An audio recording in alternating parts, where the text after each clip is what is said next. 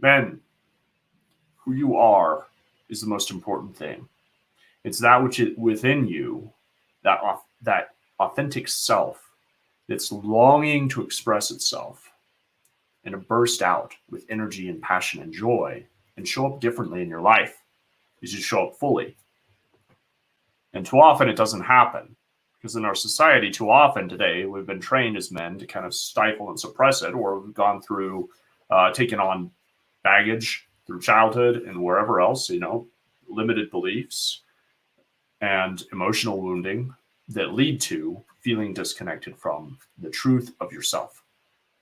But the biggest thing is a lot of times you don't even realize what the root of the problem is. Most don't know most don't realize that there is an issue of feeling disconnected from yourself. But what you do experience is the pain of the symptoms. So I'm going to walk you through some of the symptoms today. And listen, you got a choice when you listen to me, when you hear me, what I'm saying.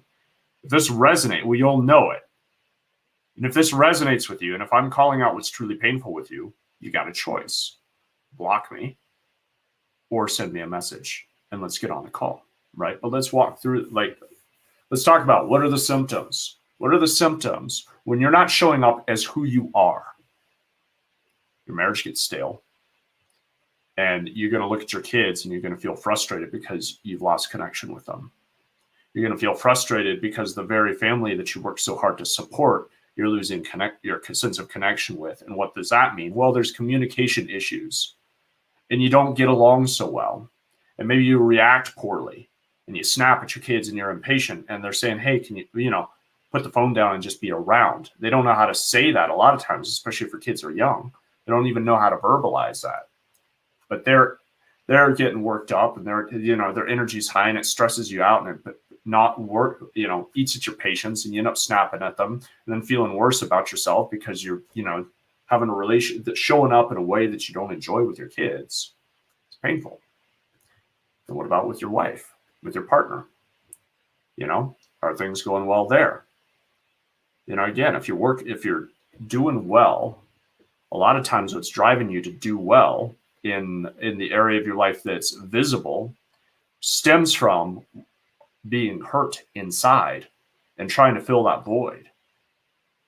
And the people that are closest to you will be closest to your own pain. And so the responsibility comes for you to look at your own pain so that you stop inflicting it onto them. Because the people that are going to compliment you on being successful and doing well, they can't see what's going on. They're removed from your day-to-day life enough that they can just think, oh, good for you. You're so successful, right? You do so well in business and it's your job and whatever, and you're moving up the ranks and all this good stuff. Good for you. Because they're detached. They don't see what's really going on inside. But if you're honest with yourself, you're going to know that there's pain inside that you don't know what to do with. You don't know what to do about. And so it's easiest. And then you come home and those that you're closest to are the ones that you feel most disconnected from. And so what's easier is to bury your head back into more work because it turns into a drug. It turns into an addiction of its own. Success does. High achievement. You're right. And I know this because I've been there. And it comes to a point where you have to be able to put the brakes on it and go, what is it for? Because what drives you to go be a high achiever is the same thing that will drive you to be away from the very people that you're doing it for, right? It'll create bitterness and resentment because you're going to say, well, I'm doing this for you, kids. They don't want that. They want dad to be present. Not, here's some stuff from a dad who's always gone, Do they light up when you come around? Or are they just, or are they kind of nervous and uncertain? Or does it seem like they don't really even know who you are fully? Because it's almost like you're the stranger in the house because you're gone so often. And if you keep telling yourself the same damn story, which is, oh, I'm doing it for my family, it's going to catch up with you. The critical moment becomes, when do you take a hard look at yourself and recognize, am I really doing this for them or am I doing this for me? And it's not even for you in a healthy way. When you realize this, which again, it's not your fault. And I'm not judging you because I know this. I've walked this path. So I'm not saying this out of criticism or judgment or condescension. Please know that. All right, when you can take the ownership and look yourself in the eye and see that you're doing it for yourself, not for them. Because if you were doing it for them, it would look differently, wouldn't it? If you were doing it for them, they would feel different, wouldn't they? But they don't.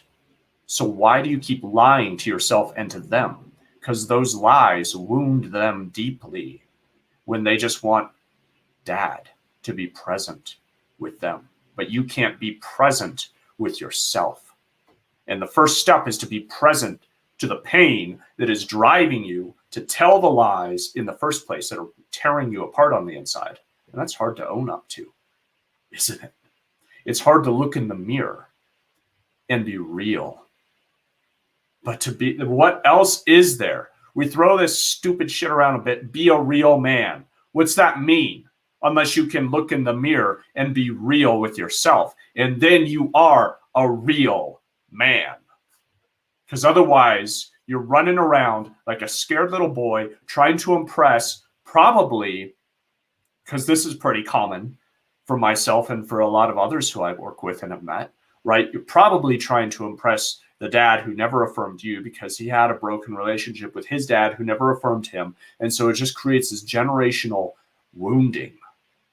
And the only person that can stop with is you. When you put yourself in the gap, when you put yourself in the way of the, when you stand in the fire of your own pain so that it stops burning your children, so that you don't just become another distant, removed father who never gives any affirmation, never has real connection with his children. And so they go on to live their lives trying to fill that void of an empty wound. And you know in your heart, that's what's going on for you. Even though you look successful on the outside, even though your buddies might praise you for doing so good. Look at you, you're such a hustler, right? Yeah, man, way to get it. Don't surround yourself with sycophants. Surround yourself with somebody who can look at you and really call you to a higher standard, call you to be the truth of who you are at the core of your being, that which is longing to express itself, that which is longing within you to come forth. How do you do that? The first step, again, is to look yourself in the mirror and be real and be present with yourself. And as you do that, that's right, then that starts to solve the symptoms. The symptoms are the pain of relationship, of the poor communication, and then the staleness with your relationship with your wife, and then the disconnect with the kids. And they're not looking at you as the hero of their life. But to own that, the reality of things for what they are, even if it's pain, especially when it's painful, especially that which is painful, right, will lead you to healing, because that's what pain is for. Ultimately, pain is not there to make you suffer. Pain is there to guide you towards healing. So when you feel pain, lean into it, and you will find healing through the process. And if you want help with that process, of course, reach out to me. And that's exactly where I started with this, is if you're hearing this and you know you have some of that internal pain. Look, I mean, guys, too, one of the things we've been taught is it's not okay to ask for help, which is neurotic and it's idiotic, right? Because how the hell are you supposed to know how to fix a problem that you've never dealt with? Yeah, ask for help. You know, one of the most immature things you can do is pretend that you know everything when you don't, and then spend 10 years working on a problem that could have been solved in 2 months, right? Especially when your relationships are at stake. You don't get to redo with your kids' relationship. Sure, you can make amends and you can heal things later, but you're saying sorry instead of doing preventative. It's kind of like, are you going to do chemotherapy or are you going to live a healthy lifestyle? To do what you can to prevent it, right? Because, yeah, as far as like a physical ailment, we're talking about cancer there. What are you going to do? Pretend that you're all good? Which is this thing, this idiotic stigma, again, that we have for men. And that's why men suffer and struggle with mental health at a high rate. There's higher suicide and depression amongst men than women. Why? Because men have been taught to stuff it down, because it's not manly. And you can't ask for help. And so then what? So then it just grows out of control until it consumes you. You know there's a better way. take bold action on that today. Reach out for help. Reach out to somebody that you know you can trust. And if that's me, I'd be honored. Get in my DMs, send me a message. Let's talk about this. Because I don't know who you are yet, but I know that the work that I do is just that, to reconnect men with the truth of who they are so that they can heal their life from the inside out, so that they can show up as the hero to their kids again, so that they can have a passionate relationship with their wife again, right? And when you do that work too, it transforms the way you show up at your work. And it actually, because then when you can remove the driving pain and you operate out of a place of wholeness instead, the pain becomes an addiction because it feels motivating. It kind of turns into like a Red Bull, right? Oh, I need my Red Bull, but then there's always a crash. When you can remove the crash and you just operate off of a sustained inspiration, that only happens when you've reconnected with the core of your being.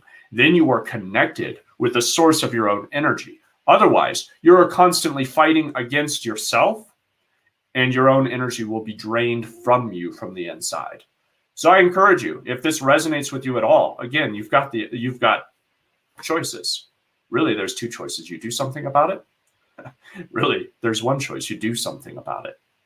Either you block me and stop listening to what I have to say, or engage with me and send me a message. I know that these things are personal and deep and private, and so it's not like you're going to want to comment publicly below this post and let everybody know that you're in deep pain on the inside. But there's no shame in it, and there shouldn't be any shame in it. And in fact, it's my mission to eradicate the damn shame around internal wounding and mental health that men deal with, because that's exactly what I dealt with. That almost took me out. So don't struggle alone. Reach out for help. I'm going to end it there. Much love to all of you.